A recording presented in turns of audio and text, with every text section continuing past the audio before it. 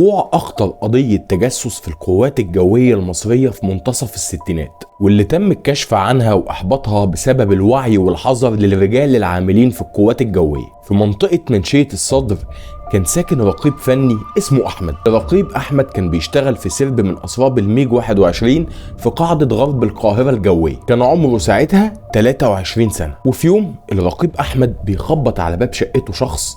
لما أحمد بيفتح الباب بيلاقي قدامه شاب. الشاب ده كان شكله كده ابن ناس، وسيم مهندم أنيق وعنده دقن خفيفة. فأحمد وقف بصله باستغراب وكان مستغرب هو مين، وسأله انت مين يا عم انت؟ فالشاب ده بيرد على الرقيب أحمد باستغراب وبيقول له انت ازاي ما تعرفنيش يا أحمد؟ أنا عشماوي اللي كنت معاك في الدفعة في القوات الجوية. وفين أحمد افتكر أخيرا عشماوي، واللي خلى أحمد ما يتعرفش على عشماوي في الأول إن عشماوي ملامحه كانت متغيرة خالص. عشماوي كان برضه شغال في القوات الجوية بس ساب شغله خلاص. فأحمد أول ما افتكره قال له يا ابني ده انت ضيعت نفسك ومستقبلك، حد برضه عاقل يسيب الشغل في القوات الجوية؟ فعشماوي قام ردد عليه وقال له مستقبل ايه بس؟ وقام طلع من جيبه جواز سفر وقال له انا شغال دلوقتي مدرس في الكويت باضعاف اللي كنت باخده وانا في القوات الجوية. احمد في الوقت ده كان لسه واصل من شغله وكان لسه لابس الهدوم العسكرية بتاعته. فعشماوي طلب من احمد انه يروح يغير هدومه الميري دي ويجي له عشان يفسحوا شوية. فخرجوا سوا وراحوا اتعشوا في برج القاهرة وتصوروا مع بعض صور تذكارية وهم في البرج، وبعد كده كل واحد راح على بيته. بس احمد كان حاسس ان في حاجة غلط وكان شاكك في عشماوي انه وراه مصيبة. اصل ايه يعني اللي فكر عشماوي باحمد فجأة كده، وخصوصا انهم ما كانوش صحاب قوي، ما كانوش اكتر من زمايل. فتاني يوم الصبح الرقيب احمد بيروح على طول للرائد طيار علي ماسخ، وده ضابط امن السرب. على طول علي ماسخ طلب من احمد انه يروح على برج القاهرة عشان يجيب له نسخة من الصور اللي اتصوروها سوا علشان يتعرف على شكل عشماوي الجديد، وكمان عشان رجالة المخابرات تبدأ تتابع عشماوي ويتأكدوا ان كان فعلا وراه حاجة ولا هم ظالمينه على الفاضي. وفعلا احمد بينفذ تعليمات الرائد علي ماسخ وبيروح على برج القاهرة للمصورات اللي صورهم ويطلب منه انه يطبع له نسخة تانية من الصور اللي كانوا متصورينها امبارح. المفاجأة بقى اللي المصوراتي صدم بيها الرقيب احمد لما قال له ان الشخص اللي كان معاك امبارح بعد ما مشيته رجع لي تاني وطلب مني اديله اصل النيجاتيف، وانه كمان دفع له مبلغ كبير عشان يقدر ياخد منه اصل النيجاتيف. طبعا الرقيب احمد اندهش، ولما رجع تاني يوم لشغله في السرب وقال للرائد طيار علي ماسخ ان عشماوي اخد الفيلم من المصوراتي، اتأكد خلاص ان في حاجة غلط وان عشماوي وراه تنظيم مش طبيعي. وقام رايح بسرعة ومبلغ قائد فرع الامن الجوي، وعلى طول بيتم تشكيل فريق على اعلى مستوى عشان يقدروا يصطادوا عشماوي. واتفقوا مع الرقيب احمد انه يتواصل مع عشماوي ويحاول انه ينفذ له كل طلباته، بس في نفس الوقت يدي للرائد علي ماسخ معلومات عن كل حاجة بتحصل. واتفق الرائد علي ماسخ مع الرقيب احمد على طريقة سرية جدا انهم يتقابلوا بيها بعيد عن عيون افراد السرب. اصل عشماوي كده في منتهى الخطورة، ما هو كان زميل ليهم قبل كده في السرب ويعرف القوة بتاعت السرب كلها تقريبا، فاحتمال كبير قوي ان عشماوي يكون بالفعل ليه عملاء جوه السرب.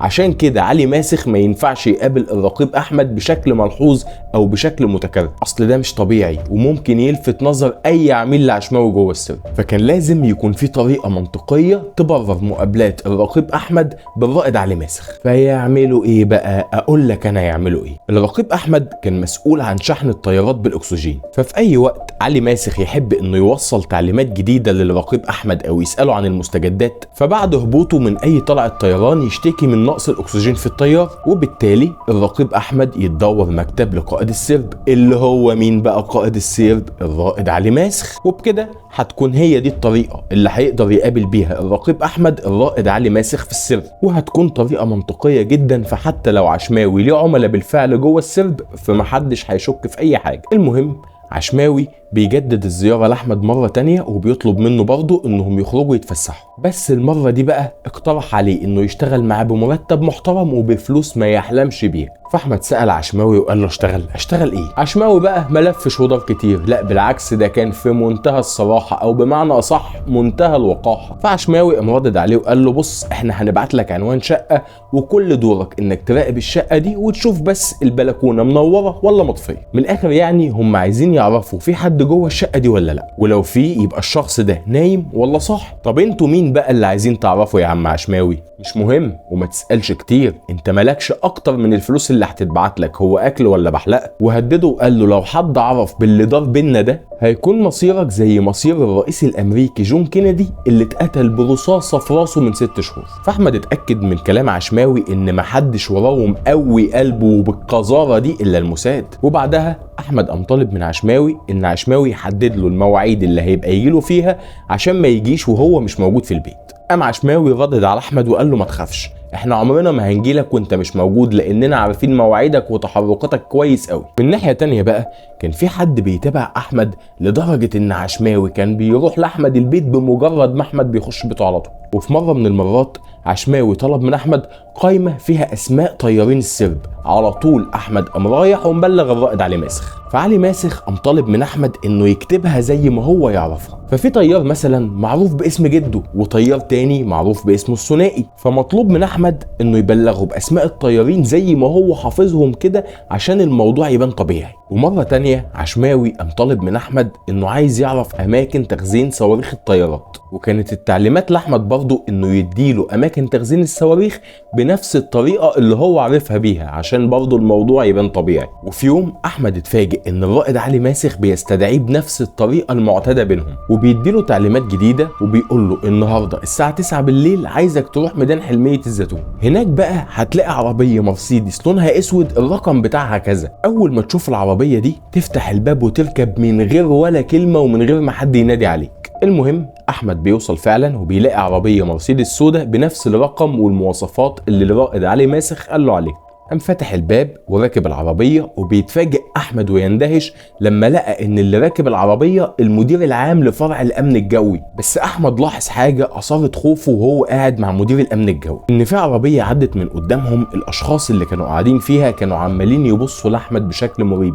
فاحمد ظهر عليه علامات القلق والخوف من اللي بيتجسسوا عليه وبيتابعوه دول. ولما القائد سأله قال له انت خايف من ايه يا احمد؟ قال له انه حاسس ان في حد بيراقبه في الشارع، في الاتوبيس، في القطر، بس مش عارف ان كان اللي بيراقبوه يتابعوه دول هم تبع المخابرات المصريه ولا تبع عشماوي، وخصوصا ان عشماوي مهدده بالقتل بنفس الطريقه اللي اتقتل بها الرئيس جون كينيدي. فالقائد قام سأله قال له طب انت خايف يا احمد وانت قاعد معايا دلوقتي؟ قام رادد عليه احمد وقال له لا طبعا يا فندم. فقام رادد عليه القائد وقال له تمام، انا بقى عايزك تعتبر نفسك انك طول الوقت قاعد معايا، وتاكد يا احمد اننا مأمنينك طول الوقت وان امنك وامن عيلتك وسلامتك اغلى عندنا مما تتصور. فبدا احمد يهدى ويطمن، وخصوصا لما القائد قال له ان في ضابط من المخابرات الحربيه هيقعد معاه في البيت لمده اسبوع. بس احمد في الاول رفض وقال له ما ينفعش يا فندم لان انا عندي اخوات بنات. بس القائد رد عليه وقال له ده امر يا احمد لازم تتصرف، لازم تبلغ اسرتك بوجود الضيف ده لاي سبب او اي حجه بقى. فاحمد قام مفكر بسرعه واقترح قصه افتراضيه لوجود الضيف ده، وقال انه هيقول لاسرته ان في زميل ليه في القوات الجويه اسمه مصطفى، وان زميله ده اتعرض لحادثه النهارده ورجله اليمين اتكسرت واتجبست،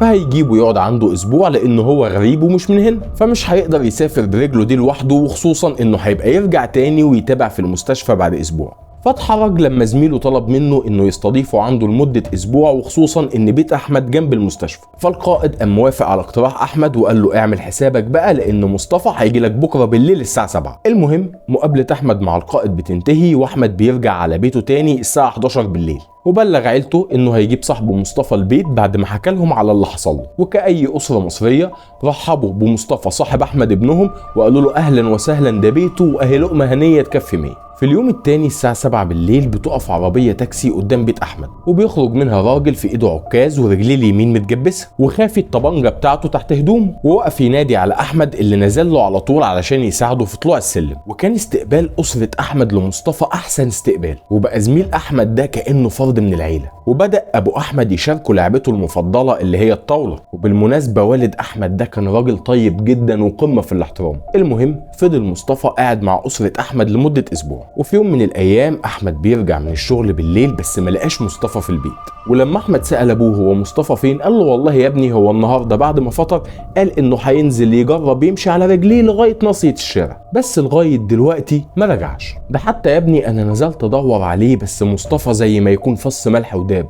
فاحمد فهم على طول ان دور الضابط مصطفى انتهى لحد كده، وقام قايل لابوه معلش ممكن يكون حس بألم وراح على المستشفى ولا حاجه. لكن كان الهدف الحقيقي من اقامه ضابط المخابرات الحربيه اللي اسمه مصطفى عند احمد في البيت هو انه يقبض على الجاسوس عشماوي لو جه مره تانيه لبيت احمد، وكمان يراقب عيله احمد فرد فرد عشان يعرف هل هم عايشين حياة رخاء وترفيه ولا عايشين حياة عادية زيهم زي أي أسرة مصرية، خوفا إنه يكون أحمد نفسه عميل مزدوج وبيشتغلهم. بس الغريب بقى إن عشماوي ما راحش لأحمد أثناء وجود مصطفى نهائي، وراح له بعد ما مصطفى مشى بيوم واحد زي ما يكون مراقب أحمد وعارف إن مصطفى موجود وعارف الكمين اللي أحمد محضره له. المهم أخد أحمد من البيت وراحوا يتمشوا سوا كالعادة زي كل مرة، بس المرة دي بقى احمد طلب من عشماوي انه ما يجيش عنده البيت تاني نهائيا، علشان عيلة احمد بدأت تشك في زيارات عشماوي اللي ملهاش اي مبرر وعمال على بطال. فوافق عشماوي وحدد لاحمد مكان وميعاد المقابله اللي جايه. الميعاد ده كان الساعه 7 بالليل في محطه اتوبيس الفجاله، وهي المنطقه اللي جنب مسجد الفتح في محطه ميدان رمسيس. فراح احمد في الميعاد واستنى عشماوي اكتر من ساعه، بس عشماوي ما جاش خالص. فاحمد مشى وروح بيتهم، واول ما وصل بيتهم لقى حد بيخبط على الباب، واول ما فتح لقى عشماوي في وشه، وكان جاي عشان يساله انت بلغت اي حد باي حاجه من اللي بينا؟ احمد حلف له ان انا ما قلتش حاجه لحد. عشماوي قال له انت كذاب، انا كنت في الفجاله من الساعه 2 الظهر بامن المكان، وشفت ان من الساعه 6 المغرب المخابرات المصريه ابتدت تنتشر في الميدان كله، زي سواق التاكسي اللي كان عطلان مثلا من المخابرات، وبياع التين الشوكي من المخابرات، واللي بيمسح الجزم من المخابرات. طبعا احمد اتصدم، هو ازاي عشماوي قدر يعرف كل ده؟ وفي اثناء ما كان احمد واقف قدام عشماوي مندهش ومستغرب، قام عشماوي مهدد احمد وقال له شوف بقى اللي هيحصل لك، وقام سايبه وطلع يجري. المهم احمد جري على طول على الرائد طيار علي ماسخ وبلغه باللي حصل، ويعدي اسبوع وفي يوم بالليل احمد بيسمع صوت طلقات رصاص في الشارع بتاعه، وبعد ما صوت طلقات الرصاص هدت خرج احمد علشان يعرف هو ايه اللي بيحصل بالظبط. فلقى عشماوي مقبوض عليه هو واتنين من مساعدينه، واللي قبض عليهم هم رجال المخابرات الحربية، وده اللي حول منطقة منشية الصدر لسكنة عسكرية حرفيا من كتر القوات اللي كانت فيها. أجهزة التحقيق بقى لقت معلومات خطيرة وخرائط لمواقع الدفاع الجوي في المكان اللي ساكن فيه عشماوي، لكن عشماوي قال إن أحمد هو اللي كان بيقول له على كل المعلومات دي، وقال كده لأنه عايز يجر أحمد معاه للإعدام انتقاما منه عشان بلغ عنه. فقامت أجهزة التحقيق استدعت أحمد وحققت معاه وسألوه إن كان فعلا ادى أي معلومات لعشماوي ولا لأ.